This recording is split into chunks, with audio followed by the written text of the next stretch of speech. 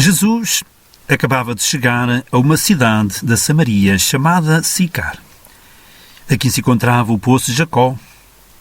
Cansado do caminho, o Salvador assentou-se na beira do poço. Veio uma samaritana buscar água. Jesus disse-lhe: "Dá-me de beber." A mulher ficou surpreendida. "Como? Tu que és judeu, pedes-me de beber a mim, que sou samaritana?" É que os judeus não mantinham boas relações com os samaritanos. Jesus respondeu: "Se tu conhecesses o dom de Deus e quem é aquele que te diz, dá-me de beber, tu própria lhe terias pedido e ele te daria a água viva." "Senhor", disse a mulher, "tu não tens com que atirar e o poço é profundo. De onde vais buscar essa água viva? És tu, porventura, maior que o nosso pai Jacó, que nos deu este poço e bebeu dele, do mesmo modo que seus filhos e rebanhos?" Jesus respondeu-lhe: "Todo aquele que bebe desta água tornará a ter sede, mas o que beber da água que eu lhe der nunca mais terá sede. A água que eu lhe der tornar-se-á dentro dele uma fonte que jorra para a vida eterna." Disse-lhe a mulher: "Senhor, dá-me dessa água, para que nunca mais tenha sede e não venha aqui tirá-la." Do Evangelho segundo São João, capítulo 4, versículos 4 a 15. De que água se trata neste colóquio? De duas espécies de água. Uma apaga a sede, mas temporariamente. Quem beber dessa água voltará a ter sede. Eis porque a samaritana vem tirá-la todos os dias. É a água de poço, natural, terrena. A outra acalma a sede, de uma vez para sempre. Quem beber desta água nunca mais terá sede. É uma fonte que jorra para a vida eterna. Eis o dom de Deus. É a água divina, sobrenatural, celeste. Será possível falar-se com mais clareza da graça santificante? Perguntemos o que é a graça santificante. É um dom sobrenatural, interior e permanente, que Deus nos concede por Jesus Cristo para nossa salvação. É um dom sobrenatural. Está acima da natureza humana. Ultrapassa as exigências, as forças e os méritos dessa natureza. Corpo e alma, eis o homem na ordem natural. Corpo, alma e graça santificante, eis o homem na ordem sobrenatural. Dom interior, porque é dado só à alma. Dom permanente, permanece na alma enquanto esta continuar em estado de graça, isto é, enquanto não cometer pecado mortal. Quando uma pessoa anda bem e não tem enfermidade alguma, não dizem que ela tem saúde? Pois, da alma pura que não pecou mortalmente, também se diz que se encontra em estado de graça. Não como o relâmpago instantâneo, mas como o sol duradouro. É assim a graça santificante. Quem dá a graça santificante? Poderão concedê-la os anjos, os santos, a Santíssima Virgem? Podem pedi-la, obtê-la, mais nada. Só Deus é que a dá.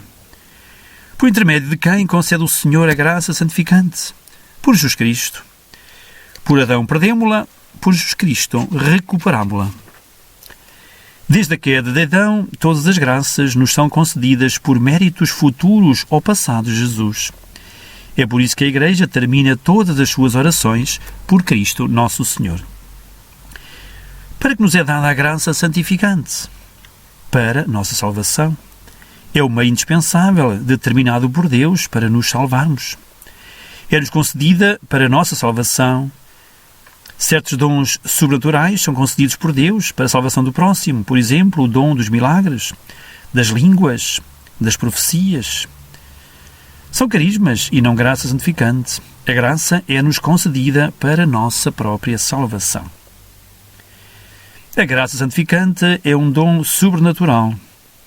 Ficam-lhe muito inferiores todos os bens da natureza, tanto natural como espiritual. Que valem esses bens tão procurados pelo mundo? Que valem as honras, as riquezas, os prazeres, as qualidades naturais do corpo e do coração? A saúde, a beleza, a ciência, a eloquência, o talento de toda a espécie, a sublimidade do gênio, a coragem, a generosidade, a bondade. Numa palavra, todos os bens naturais. Fora da graça são apenas ilusão e mais nada. Precisamente por isso é que Deus os concede até aos seus inimigos. Se não, vejamos Satanás. Que inteligência, que talento, que força. Como se admite que, apesar destas qualidades, ele seja o mais vil dos seres? É porque o Senhor permite que os dons naturais nada valham sem o dom sobrenatural da graça santificante. O Espírito Santo faz este elogio da sabedoria e da graça cujo fruto é a sabedoria. Eu preferia aos reinos e aos tronos. Ao lado dela, o ouro do mundo é só areia e a prata apenas lama. É um tesouro para os homens. Escutamos isto no livro da Sabedoria, capítulo 7, versículo 8 a 9. A graça santificante é um dom interior, invisível. Não é a tua apresentação que me indica estás em graça, nem a tua fisionomia, nem a tua estatura, posição social, fortuna, condição, caráter, maneiras distintas, palavras eloquentes, são zeros em relação à graça. Muitos são honrados pelo mundo e lisonjeados pela população sem possuírem a graça. Não poucos são tidos por pessoas notáveis e diante de Deus dignos de desprezo. Muitos, pelo contrário, desprezados pelos mundanos, gozam no estado de graça, divinos favores e amizade. Debaixo de uma grosseira casca se esconde, algumas vezes, um fruto delicioso.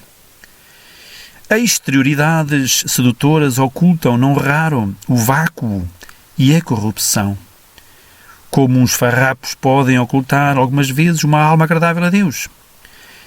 A graça santificante é, portanto, um dom interior.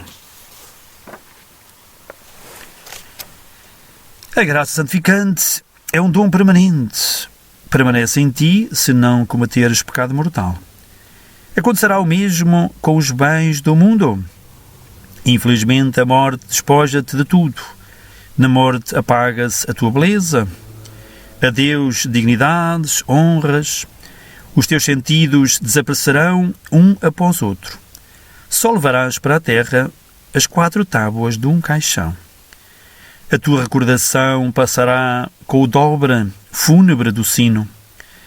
Depois de descer à cova, o corpo tão mimoseado torna-se pasto de vermes. Margarida de Cortona, italiana, que foi canonizada em 1728, durante a sua juventude, como não encontrasse o amante que a tinha seduzido, notou que a cadelinha dele a acompanhava para toda a parte, importunando-a. Com latidos queixosos, este animal agarra-se ao vestido de Margarida e arrasta para fora da casa. A rapariga segue-a.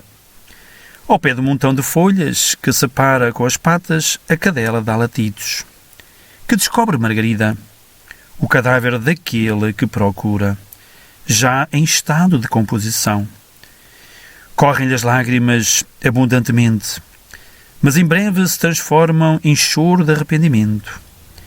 Insensata, exclama para si própria, aqui está o que preferias a Deus.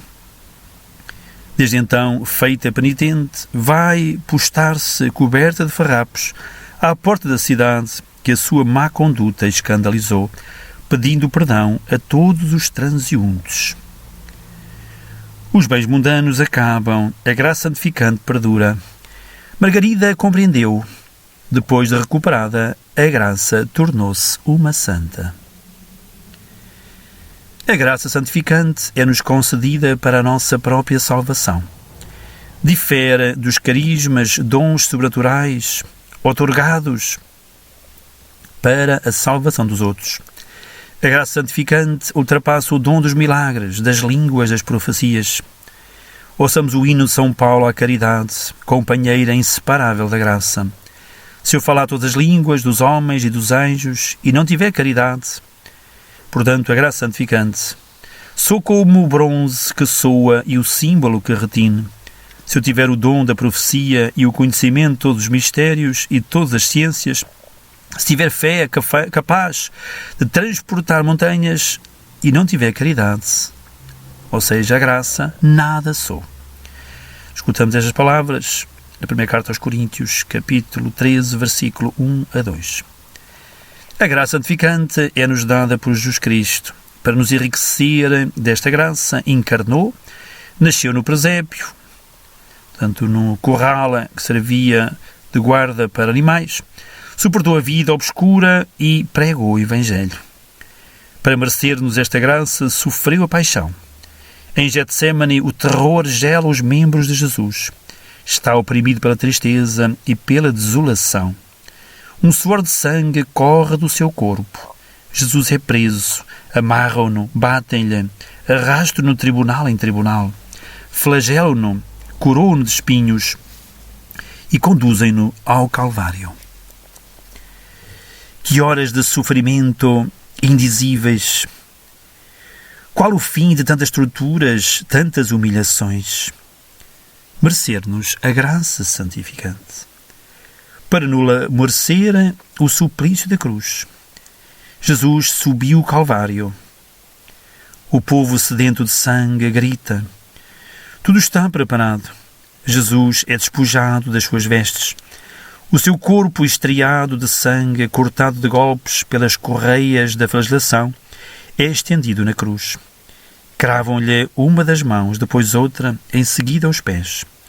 Levantam a cruz e descem-na pesadamente, enquanto as chagas se rasgam e o sangue jorra novamente. Que sofrimento atroz! Estar suspenso por 4 chagas abertas, e este sofrimento terrível prolonga-se durante 3 horas. Nessa tarde, no meio de um grande silêncio, o divino supliciado, sozinho, deixa ouvir de quando em quando a sua frouxa voz. Aproxima-se o fim. Jesus exclama: tudo está consumado. Inclina a cabeça e expira. Por que morre desta maneira? Para merecer-nos a graça santificante. Por isso, quanto vale a graça? Tanto como o que há de mais precioso no céu e na terra, a vida do Filho de Deus. Em que consiste com precisão a graça santificante? É o mistério. Há casos análogos na natureza. Por exemplo, a eletricidade. É certo que ela existe. Mas em que consiste esta energia? Ignora-se. Perguntemos a um engenheiro eletrotécnico. Responderá imediatamente que a eletricidade produz a luz elétrica, que desloca e levanta pesados fardos, até vagões e navios. Aciona máquinas gigantescas, transmite notícias com a rapidez do relâmpago, a distâncias enormes. Envia a palavra humana do extremo do mundo ao outro, pois só deste modo é que podemos descrever os efeitos da graça santificante, mas nunca a natureza, ou seja, nunca o que é realmente na sua constituição. É um mistério, como já dissemos. A graça santificante comunica à nossa alma a vida sobrenatural, torna-nos justos ou santos, filhos de Deus, irmãos, amigos, membros vivos de todos os justos, templos do Espírito Santo e da Santíssima Trindade. Faz-nos herdeiros do céu. Há anos havia um rapaz numa grande cidade. A vida na terra sorria-lhe, fazia quanto queria.